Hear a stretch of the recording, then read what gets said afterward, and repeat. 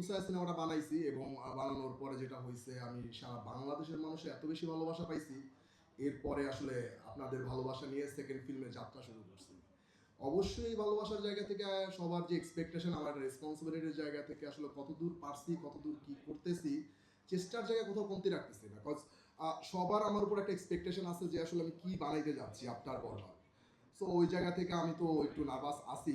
তারপরেও আসলে দীর্ঘ 1 ইয়ারের মতো হচ্ছে মানে চেষ্টা করলাম গুছায় কোনো কিছু বানানো।